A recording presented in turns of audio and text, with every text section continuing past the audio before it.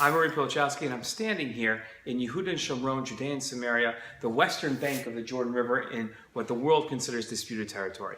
This land is part of Eretz Yisrael, the greater land of Israel, that the Jews consider our land. The Palestinians consider their land. The world says that in 1967, in the Six-Day War, when Israel took over this land from Jordan, Israel began occupying it illegally.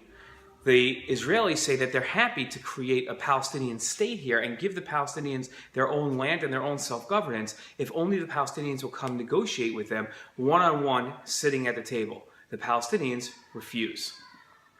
Palestinians have been living in this land for 1,000 years. Jews lived here for thousands of years and were thrown out about 2,000 years ago.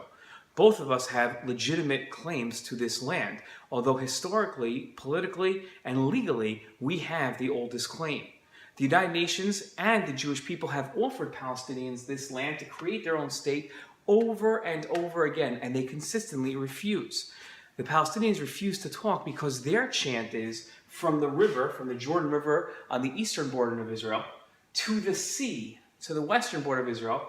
All of this, Palestinians will be free, meaning that they want this entire land and not just the land on the western bank of the Jordan River.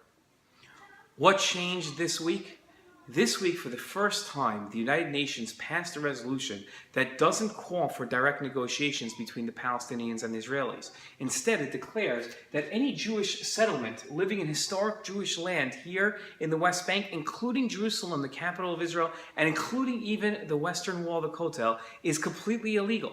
And Jews have no right to live there. The United States and President Obama could have vetoed that, and they didn't. For the first time, a United States president abandoned Israel at the United Nations and didn't call for direct negotiations between Israel and the Palestinians, effectively ending any possibility for direct negotiations between our two people and essentially for peace to be developed.